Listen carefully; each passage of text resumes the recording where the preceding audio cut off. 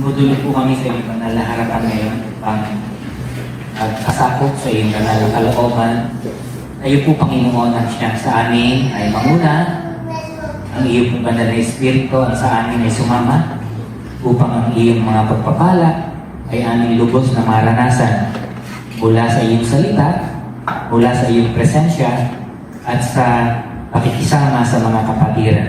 Thank you, Lord God, for this wonderful opportunity that you have given us, that we are able to come to worship you in spirit and in truth. Thank you, Lord God, for the life, for the breath. And right now, Lord God, we would like to commit ourselves to you. Ayun po ang siyang magsalita sa amin sa pamamagitan ng iyong mga salita, ng iyong banal na Espiritu, at katagpuin mo po kami ayon sa aming mga pangangailangan. Lord, we pray for our visitors today. Thank you so much, Lord, for bringing them here. It's not an accident that they are here. Thank you for our brother who is celebrating his birthday today. Thank you for our parents ni Sister Lay na uuwi na sa Philippines. Give them safe journey hanggang makarating po sila sa kanilang tahanan ng maluwalhati, malakas ang pananatawan. Thank you for the praise team. Thank you for its ministry volunteer. Thank you, Lord God, for everyone who prays for the success and fruitfulness of this worship. May your name be glorified as we come together. In Jesus' name. Amen. Muli po, welcome sa ating mga first-time visitors today. Meron na tayong dalawang ring ngayon. No? Welcome back kay Mami Nerjuline. Wala si Aleli. Hindi nakabalik. And welcome back kay Roy. Welcome back. Welcome kay Amor. Galing po ng Ifugao. And kay Reynald. Galing naman ng Davao. Meron pa ba tayong first timers? And thank you so much sa ating mga kapatiran na kasama po natin sa online. God bless you. And today we will be sharing from the book written by Paul, Ephesians chapter 4. Ephesians chapter 4.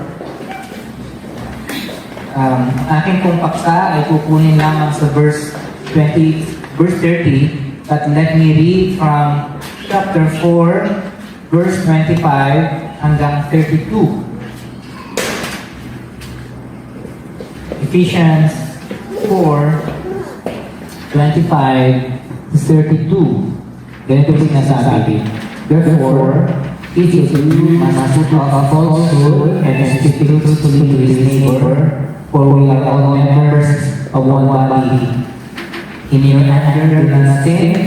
Do not let the sun go down while you are still angry, and do not give the devil a foothold. He who was in stealing must steal no longer, but must work, doing something useful with his own hands, that he may have something to share with those in need. Do not let any unwholesome talk come out of your mouths, but only what is helpful for building others up according to their needs, that it may benefit those who listen. And do not believe that the Holy Spirit of God, with whom you were filled for the day of redemption. Get rid of all bitterness, rage and anger, brawling and slander, along with every form of malice. Be kind and compassionate to one another, forgiving each other, just as in Christ God forgave you. Amen. Pinag-aralan natin last week about the blessedness of Christ's sheep. Lahat ng mga tupa ng Panginoon ay mapapalad sapagkat sila ay pinapahalagahan at lubos na iniingatan ng ating Panginoon. This gives us a sense of security. This gives us a sense of pride, advantage na napakapalad ng mga tupa ng Panginoon. It also gives us joy and assurance. Pero alam nyo, just because we are dearly loved as God's chosen people, doesn't mean na hindi na tayo mag-iingat sa ating buhay Kristiyano, sa ating pamumuhay. Hindi na tayo magpapahalaga, hindi na tayo magpapakatapat. On the contrary, the more we are expected to live carefully and righteously. Mas higit po yung expectation sa atin ng Panginoon dahil tayo po ay kanyang ganap na pinagpala. Our passage today says, huwag mong pighatiin ang Holy Spirit with whom you were sealed for the day of redemption. Huwag mong sasaktan, huwag mong papalungkutin ang banal na Espiritu na siyang tatak mo hanggang sa araw ng pagliligtas ng Panginoon sa iyo.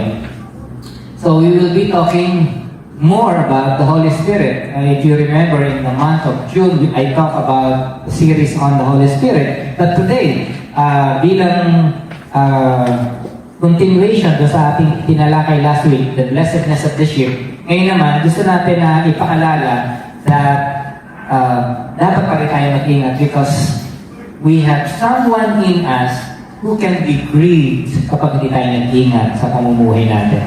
The Bible teaches that the Holy Spirit is a person. Ang tawag nga sa kanya ay third person of the Trinity. Third person. So, the Holy Spirit is a person. He is not just a representation or a symbol of God's power. Minsan, may isang version na ang tawag sa Holy Spirit ay it. Hindi he. Dapat he. No?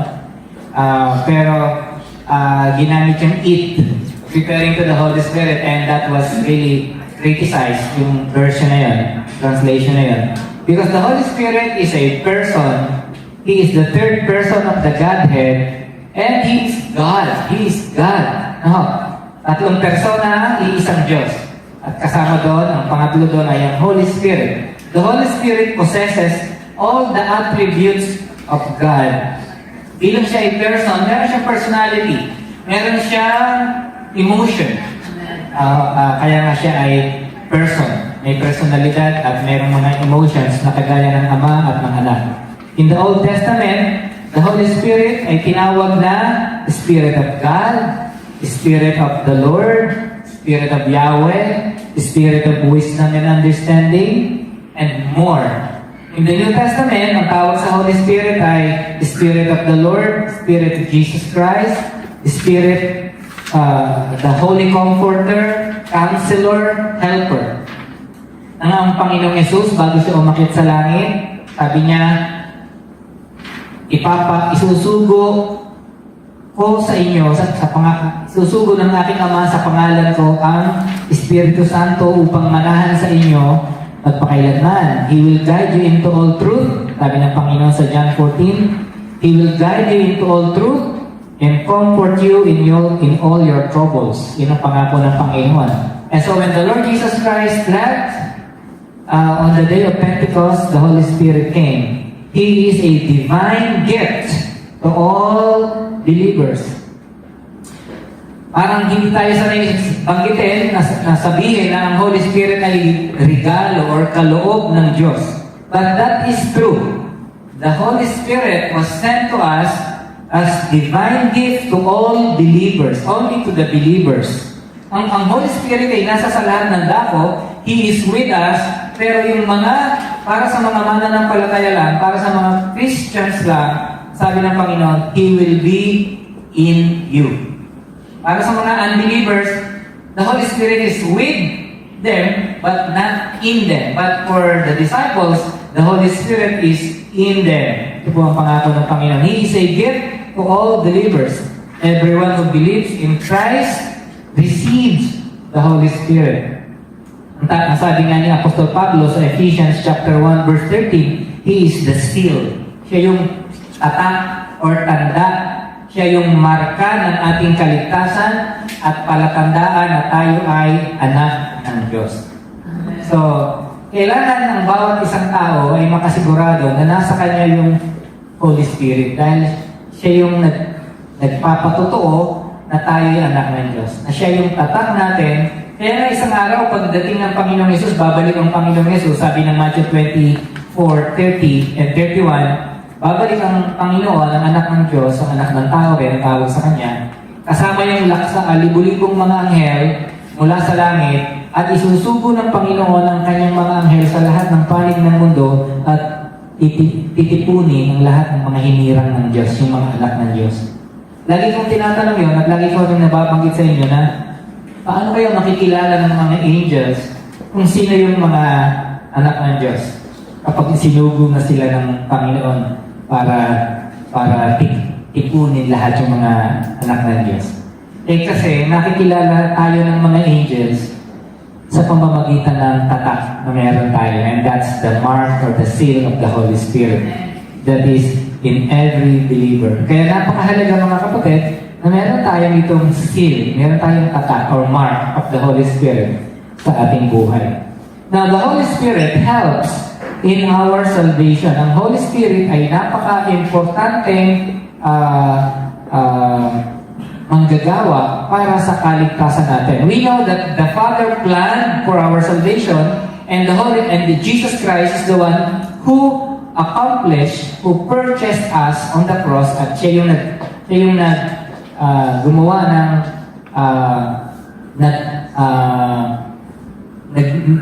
ginawa niyang posible yung salvation through His death on the cross, but it is through the Holy Spirit who applies to the believers all the benefits of salvation.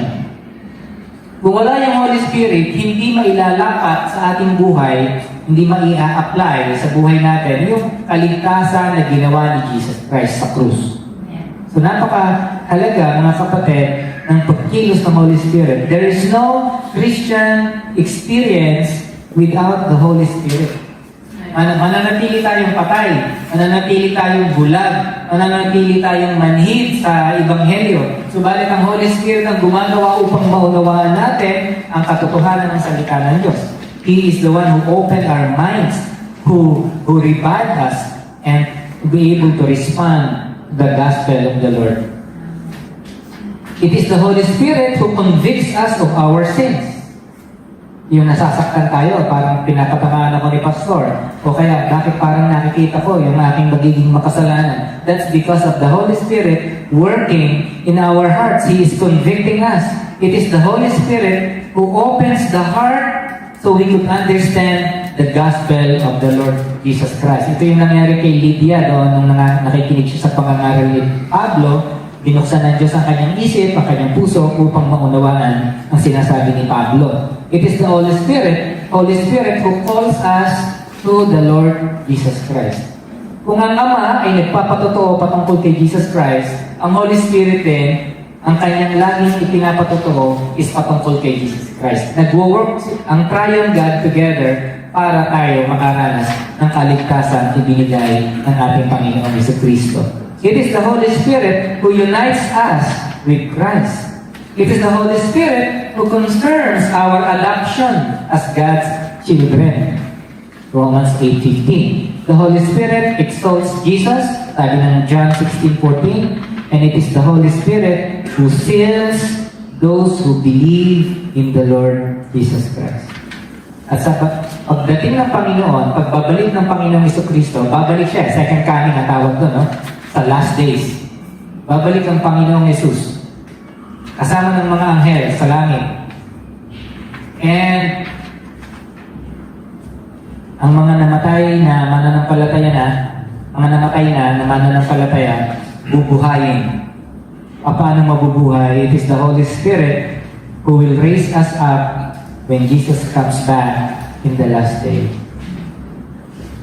Kung paano ang Holy Spirit din ang bumuhay kay Jesus mula sa mga patay on the third day, even the same Spirit ang bubuhay din sa mga mananampalataya kapag bumalik na si Jesus Christ. Romans, kung gusto niyo makita yan, Romans chapter 8, verses 9 to 11. Napakahalaga ng Holy Spirit patungkol sa ating kaligtasan. With regards to our sanctification, na pagbabanal, napakahalaga din ang papel na ginagampanan ng Holy Spirit. The Holy Spirit does not only save us, He also helps us in our sanctification. Pag sinabi pong sanctification, binabanal na tayo. Hindi niya tayo pinananatiling marumi o makasalanan. Nililinis na tayo. And it is the work of the Holy Spirit. The Holy Spirit is responsible for our sanctification. Kasi the moment na you believe Jesus Christ, you receive Jesus Christ in your heart, sinusugo ng God the Father ang Holy Spirit into our hearts to dwell in us and to affirm our status as children of God.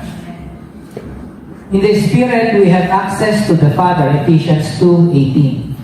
The Holy Spirit teaches us all things, sabi ni Jesus sa John 14. And He will bring to remembrance all that Christ has taught us. Minsan, nagbasa ka ng Bible, tapos nakalimutan mo na, pero isang araw, bigla mong maaalala, the Holy Spirit reminds us of what Jesus said or what you have read from His Word. Minsan, biglang magkakaroon ng bumbilya sa iyong utak, naalala mo, habang nag-iisa ka, nagpipray ka, o kaya may problema ka, may maalala ka biglang talata, thank God, the Holy Spirit reminds you of the promise of Jesus Christ. The Holy Spirit is the one who leads us in the way we should go, Romans 8:14. He helps us to fight temptations, overcome weaknesses, para makalakad tayo kasama ng Diyos. Galatians 5:16. Whenever, pag tayo nagkakasala, bilang mga Christians, wala namang Kristiyano hindi nagkakasala, kahit pag gaano kayo kabait, nagkakasala pa rin, nagkakamali, sumasablay. At the Holy Spirit, kung talagang anak kayo ng Diyos, kung talagang kayo ay, kung nasa inyo ang Holy Spirit na yan ang magkukundik. Susundot-sundot. Uy, mali yung ginawa. Mali yung sinabi. Hindi tama yung ginagawa. Ang Holy Spirit yung nagkukonvict sa'yo para manumbalik ka sa Diyos. He brings you back to the fold of the Lord Jesus Christ. Amen. Amen. Kaya nga po ito sa Luke chapter 15, when Jesus Christ, the Good Shepherd, leaves the 99 to find the lost sheep, in practicality, in actuality, ito yung Holy Spirit na nagkukonvict sa taong naligaw, sa anak ng Diyos na naligaw. Ang Holy Spirit yun. It's not literal na naglalakbay si Jesus Christ, bundok, tinatawid niya yung mga ilog at dagat para hanapin ka. But it is the Spirit of Jesus who convicts you wherever you are. So kung sabihin, malayo ka na, wala nang nakakakita sa'yo. The Holy Spirit who dwells in you knows what you are doing. Kaya siya yung magkukonvict sa'yo. And thirdly, the Holy Spirit gives gifts and empowers for the ministry. Ang mga Kristiyano kasi, hindi lang sila converts, di ba? Hindi lang tayo mananatiling convert. Ay, ang tawag sa atin ay disciples. Nagiging disciples tayo, hindi lamang converts. Ang converts kasi yung bagong naligtas, yung nakakilala kay Jesus Christ, batang mananampalataya, convert. Pero, ang design sa'yo ni Lord, lalago ka, magpapatuloy. So, that's disciple. Disciple yung nagpapatuloy, lumalago, at isang araw, gusto mo na rin maglingkod. Dati-rate, ano ka lang, tagapakinig lang, gusto mo ko sa dulo lang, medyo gusto mo walang masyadong makapansin. Pero later on, kapag ka medyo napapamahal na sa'yo si Lord at ikaw sa Kanya, gusto mo nang mag-serve sa Kanya. And that's normal sa mga anak ng Diyos. Gusto mo nang maging bahagi ng ministry ng Panginoon. And no pressure, diba? But eventually, gusto mong maging bahagi ng Kingdom of God, Kingdom Ministry. And it is the Holy Spirit who gives gifts and empowers you for the ministry.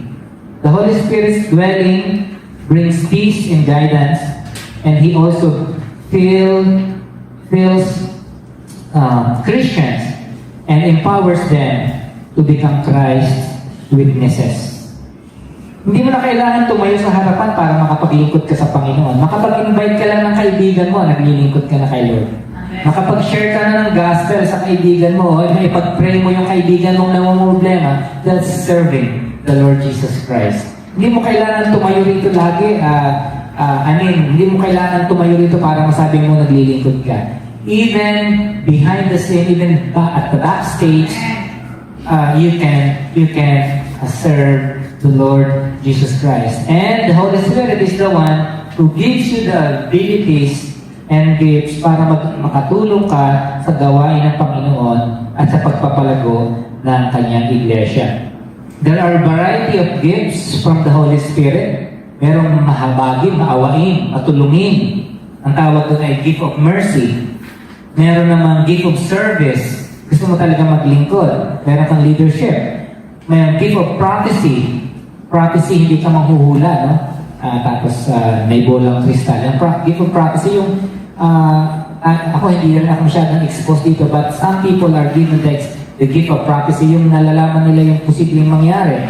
But even yung gift of prophecy, yung nag-share, that's also prophesying. Teaching, exhortation, giving, generosity, leadership, word of wisdom, word of knowledge. Meron din gift of tongues and interpretation of tongues. Ang gusto ko magkaroon yung gift of healing. Pero hindi ako nabibigyan ni Lord. Pero tuloy lang. Gusto ko yung kapag mayroong may sakit at pinag-pray ko, gagaling. Pero sabi nga ni Peter Parker, ano yun? The power, the greater the responsibility. Kaya mahirap din. Minsan na-imagine ko, pag may gift of healing kaya ako, naku po, parang ang gulo na ng buhay ko.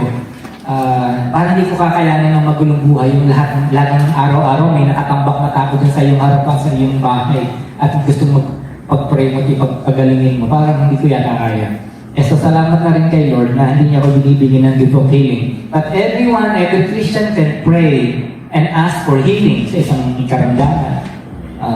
And then let the Lord do it. Kung gusto niya pagalingin, may karamdaman. So, gift of miracles, gift of discerning spirits. Ito po yung mga gifts na sinabi sa Romans chapter 12 at saka sa 1 Corinthians chapter 12. May mga gifts na binibigay ng Holy Spirit that can be used for the expansion of God's kingdom and for the growth of the church. Pero lahat po tayo mayroong gift to become witnesses. Lahat po tayo ay binigyan ng kakayanan na makapag-witness sa iba. Sabi nga ng ating Panginoon, you shall receive power and you will become my witnesses from Jerusalem, Judea, Samaria, and to the uttermost parts of the world. So mga kapatid, don't close your mouth kapag may udyok sa inyo ng Holy Spirit to speak the gospel, to invite people, to share the gospel. Share, because that's the work and that's the voice of the Holy Spirit at ginagamit ka na niya sa gawain na ito. The Holy Spirit gives any of these gifts to anyone He chooses. These are necessary in dispensing the ministries that Christ has entrusted. So nakakatuwa dahil siya rin ay gift sa atin and He is also the gift giver sa atin. Amen. So ngayon, mga kapatid, ang utos sa atin ni Apostol Pablo in Ephesians 4:30 is that we do not grieve the Holy Spirit of God. Do not grieve the Spirit of God, with whom you were sealed for the day of redemption. Kasama natin ang Holy Spirit. Siguro ito ang pinakamahirap na role ng Holy Spirit, yung tinatak sa atin ng Holy Spirit. Alam niyo kung ang ating Panginoong Jesus nahirapan dun sa krus, siya ay namatay, napako, pinahirapan ng lubos.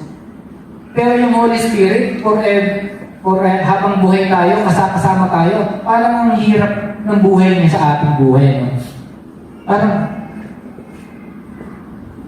na-imagine niyo ba yun? Yung kapag yung Holy Spirit ay nakatahan dun sa isang pasaway na anak ng Diyos, parang laging nagigilid yung Holy Spirit. Diba? Sabi ni Pablo, do not grieve the Holy Spirit na siyang tatak ninyo hanggang sa araw ng inyong kaligtasan. The Holy Spirit does not leave you. Nandiyan siya sa atin, tatak natin siya hanggang sa dumating si Jesus Christ until the day of redemption. The Greek word translated grieve, ang ibig ko sabihin to offend, to feel sorrow, to feel pain, unhappiness, or distress. Ang Holy Spirit ay personality, kaya meron siyang emotions like joy, anger, and sorrow. Nararamdaman niya. We can resist Him. Pwede mo siyang tanggihan. Pwede mo siyang labanan. Pwede mo siyang kontrolin. Yung third person of the Godhead na makapangyarihan, pwede mo siyang sakalin sa iyong buhay. Pwede mo siyang i-quench sa buhay mo, sabi ng Bible. No, you can quench Him. Kaya parang ang hirap ng buhay ng Holy Spirit. Mabuti na lang hindi siya nagre-reklamo sa Ama. Bakit ako pinatahan mo doon sa Kristiyano na yan, yung tigas ng ulo nun. We can resist Him according to Stephen in Acts 7:51. We can quench Him, sabi ni Pablo, 1 Thessalonians 5:19. At ngayon nga sa Ephesians 4:30, we can make Him grieve. Mapipighati natin siya. Kaya ang bilin ni Pablo, grieve na the Holy Spirit. Paano ba natin pinipighati? Paano ba natin sinasaktan ng Holy Spirit sa buhay natin? Imagine, the Godhead, lahat ng kapangyarihan ay meron siya. Lahat ng himala ay kaya niyang gawin noon sa Panginoong Yesus, kasama ng Panginoong Yesus.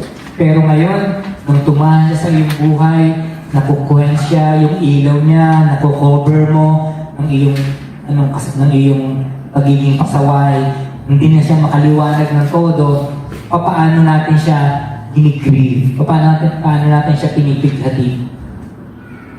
We grieve the Holy Spirit when we live or behave contrary to His holy expectation.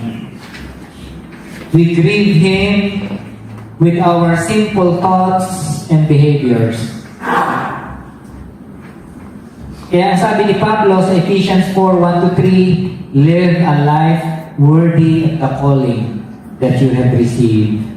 Be completely humble and gentle. Be patient, bearing with one another in love. Make every effort to keep the unity of the Spirit through the bond of peace.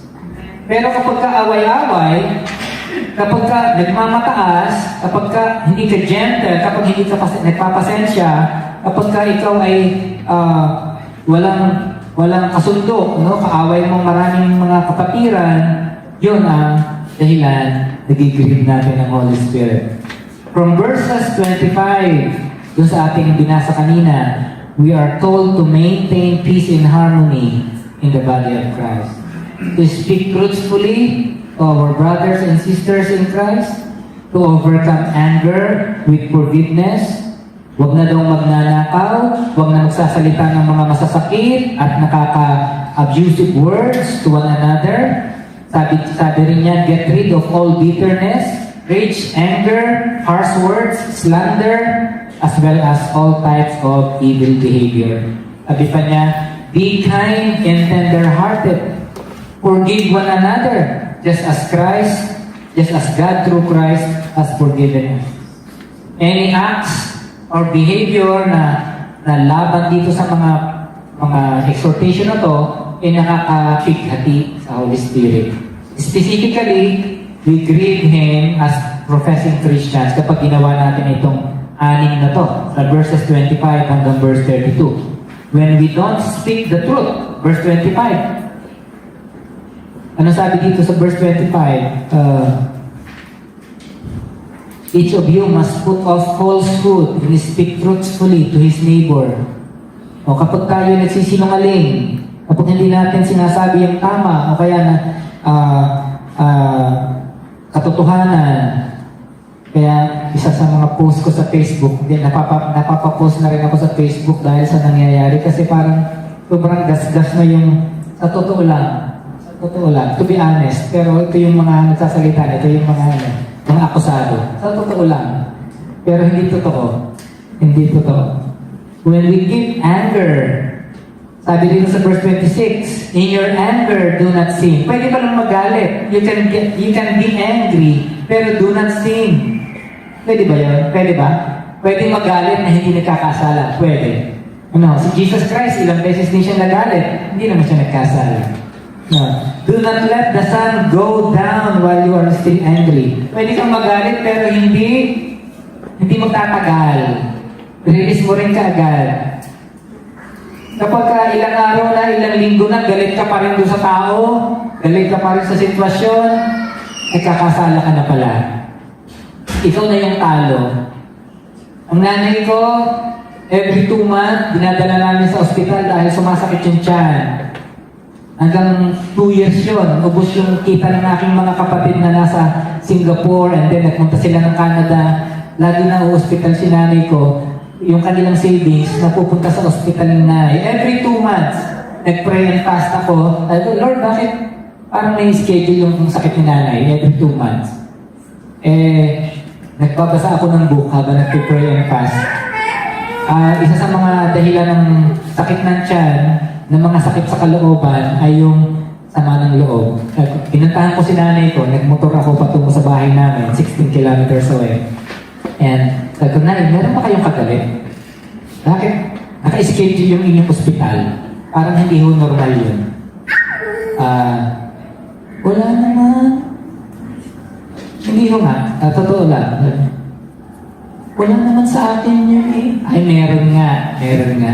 Sabi ko, ano po yun? Yung pala nagtatampo kay pastor na sa kanilang church, kung hindi pa siya umatin sa aming church. Nagtatampo pala siya kay pastor. Kasi, ganito, ganyan.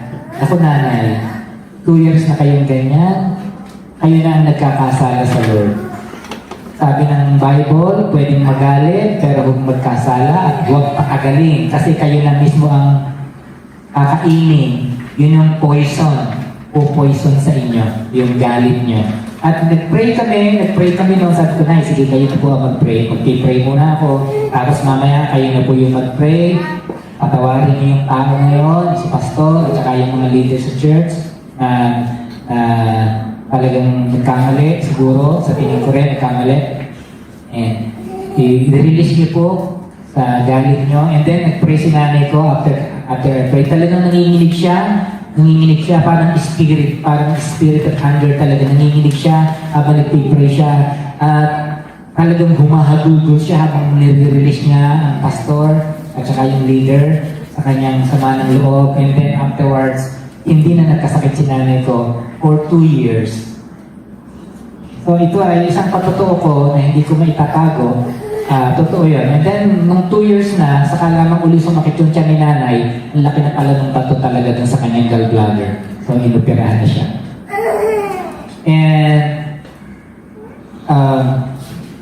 so, we can be angry, pero huwag natin pagtatagalin dahil tayo na ang nagkakasala sa Diyos.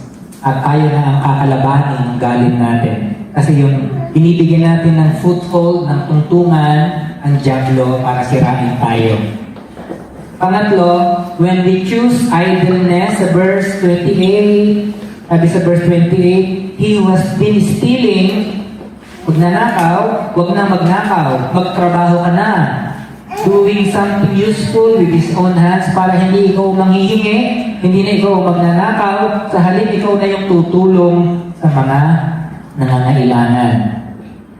Sa verse 29, when we use our mouth to destroy others, to discourage other people, sabi ng verse 29, do not let any unwholesome talk come out of your mouth. Ang sabihin mo na lamang yung nakaka-build up sa iba according to their needs at makakapag-benefit pa yung mga nakikinig sa'yo. So kapag ginamit natin sa masama ng mga salita, nakaka-discourage, sinisira natin yung iba, kahit totoo naman, pero huwag mo nang sabihin sa iba kung nakakasira sa iba, nakakasira. No? Parang nagkasala yung isang kapatid, isang tao, sinabi mo doon sa iba, totoo naman, hindi ka naman nagsisinungaling, pero sinabi mo pa rin sa iba, nakakasira ka, kinakalat mo yung kanyang kamalian, and so, nag-grieve ang Holy Spirit sa'yo. dahil nakaka-discourage, nakakasira ka ng pangalan ng iba kahit na maaaring nagkasala nga yung isang tao. So instead, let's use our mouth to build up and encourage. Verse 31, sabi sa verse 31, get rid of all bitterness. At simulan yung mga kapaitan ng iyong buhay, rage or anger, brawling and slander, along with every form of malice. At simulan yung marumi dyan sa iyong isip at puso. No, itakwil mo yan. May naiisip kang hindi maganda, may naiisip kang marumi, may naiisip kang nadidiskumpiyado ka sa iyong kapwa. I-pray mo na lang kay Lord. Huwag mong stay dyan sa isip mo. Kasi ikaw rin ang masisira. Ikaw rin ang maapektuhan. And you grieve the Holy Spirit. Verse 32, be kind and compassionate to one another, forgiving each other. Kung hindi ka kung unkind ka, kung hindi ka mabait, kung ikaw ay inconsiderate at hindi ka compassionate at hindi ka nagpapatawad,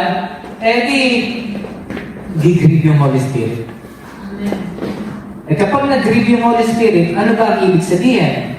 The Holy Spirit can be grieved by our actions, by our behaviors, pero alam niyo ba, He can also be grieved kahit yung hindi pa natin ginagawa, nasa isip pa lang natin, o ini-intend pa lang natin, nag-grieve na rin siya. Kasi He can see our prejudice, He can see our arrogance, He can see our anxiety kapag natatakot tayo, kapag nag-aalala tayo, o kaya nag-aalala na tayo. Kinakita ng Holy Spirit kasi nakatahan siya sa ating puso.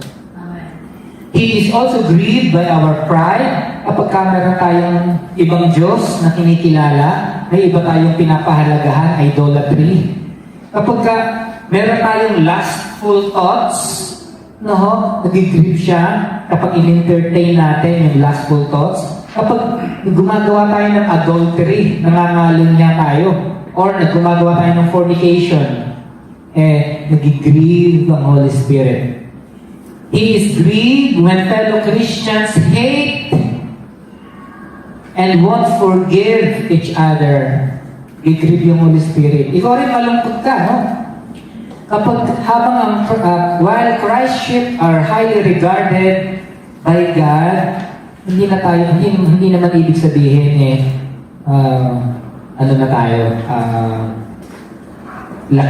maglalayaw na tayo, layaw. The more we are expected to live careful and righteous lives before God and men. Ano bang ibig sabihin? Ano bang mangyayari kapag nag-grieve natin ang Holy Spirit? Ano bang nangyayari? Whenever we fall into such sinful situation, hindi lamang ang Holy Spirit ang nag-grieve. Ang buong God, triune God, Ama at ang Anak, nag-grieve din. Hindi pwedeng Holy Spirit lang nag-grieve. Kasi iisa silang tatlo. The Father is grieving, the Son is grieving, and we ourselves, tayo rin mismo, nag-grieve din yung ating spirit. Masaya ka ba kapag galit ka? Contrary yan. Kapag galit ka sa kapatid mo dahil mali siya, at may katwiran ka naman. Dahil may katwiran ka, paglaban mo, sabi nga ng attorney. Galit ka kasi may katwiran ka eh. Pero masaya ka pa. Sabi nga ng isang kasabihan, it's better to be kind than to be right. Pero siguro may context din yun, no? Maganda rin naman dapat righteous pa rin. Pero at the same time, huwag tayong mananatili na unkind. Huwag tayong mananatili na galit dahil may isang kamali ang nagaganap. So, we can avoid grieving the Holy Spirit. Everyone connected to us is affected kapag nag-grieve natin ang Holy Spirit. Ang pamilya mo, affected yan kapag nag-grieve yung Holy Spirit. Ang church, affected kapag alam nila yung isang kapatiran may grief kanyang puso. Nag-grieve siya. mabalitaan natin yung isang kapatiran may ibang karelasyon, may asawa. Alam natin nasa blind situation yung kapatid, pero tayong nakaalam, ang lungkot-lungkot din natin. And I know, and we know that the Lord Himself is grieving. Pero tayo rin sa church, nag-grieve din tayo and we cannot do anything but pray. Pray. At kung may pagkakataon tayo, pwede nating kausapin o sabihan.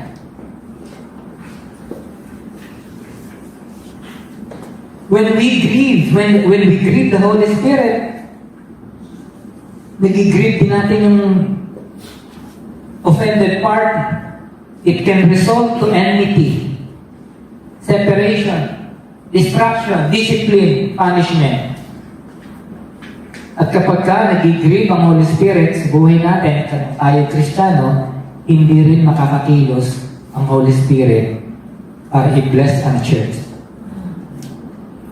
Kasi merong sumasakal sa Kanya para umilos ng malaya sa buhay natin at sa buhay bilang iglesia, bilang isang church. We can't feel Him kahit na nasa simbahan ka linggo-linggo, pero nag-grieve naman yung Holy Spirit dahil namumuhay ka sa kamalian. You can't feel Him. Ang ganda-ganda ng kanta pero hindi mo enjoy. Ang ganda-ganda ng message pero hindi mo ma-enjoy, natatagalan ka habang ng message ni Pastor. We can see Him, we can hear Him. So when we feel grieved, when we feel we grieve the Spirit, be quick to humble and repent. Sabi ng Bible,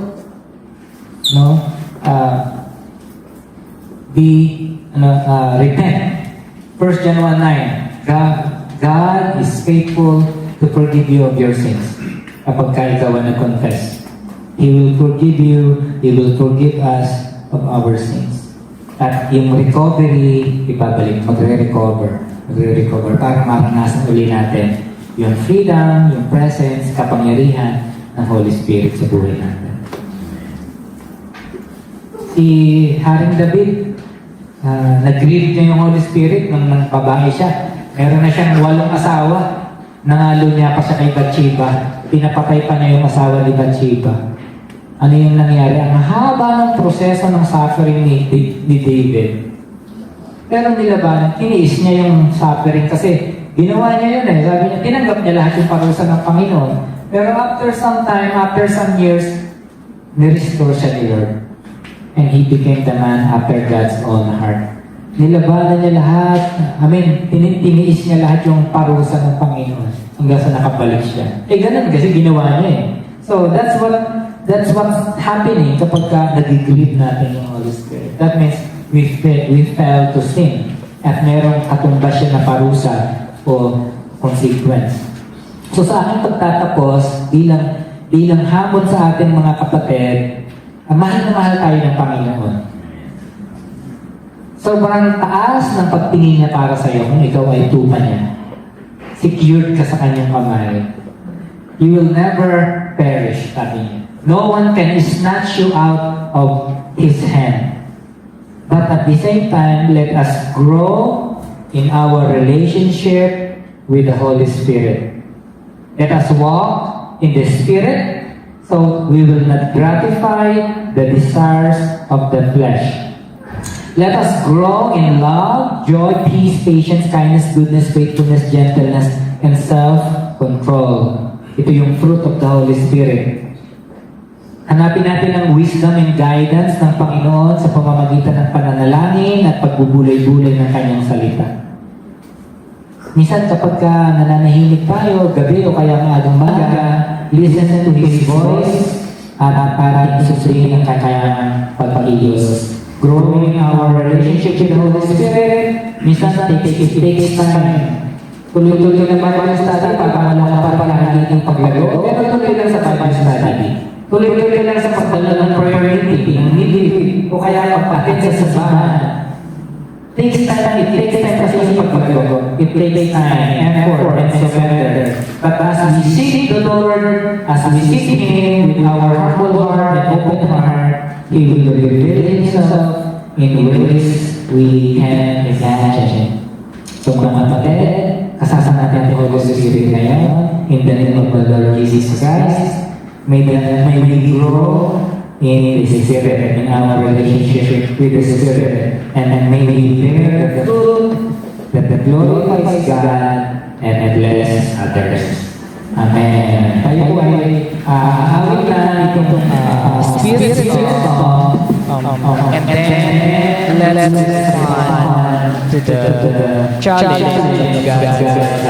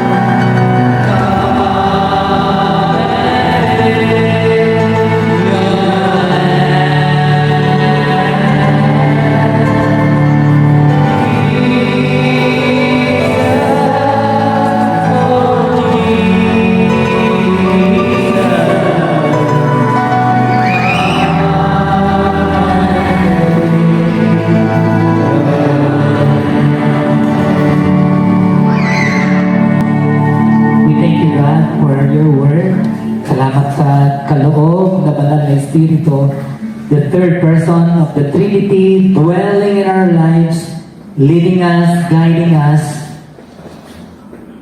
helping us to grow and bear fruit, to become a blessing to the world. Salamat po. Kabila na aming mga kahinaan, kami magiging malakas dahil sa iyong biyayang sumasa amin through the Holy Spirit. Bless us as a family. Bless anyone who hears this word from you, O God. Bless this offering that was given by your people. Pagpalain mo po ang kanilang mga hanap buhay. Pagpalain mo po ang kanilang mga kalusugan. Pagpalain mo ang kanilang mga pamilya, mahal sa buhay. Hindi lamang dito sa Korea, kundi maging sa Philippines at sa iba-ibang panig ng mundo. Bless your church. May we grow in the Spirit. in our relationship with you and become the light and salt of the earth. Lord, ang mundo namin na tunay na napakaraming mga kahirapan, kaguluhan, corruption. Lord, tulungan mo po na maiahon sa kadiliman, sa pamamagitan ng mga anak mong pinananahanan ng Banal na Espiritu. Lord, use SFF family to become the channel of your gospel to many people here in Korea. Bless each one of us. Bless us. Bless Soyang Road Church. Bless the Philippines. Bless the Philippine churches. Bless missionaries. Bless your church. In Jesus' name. Amen.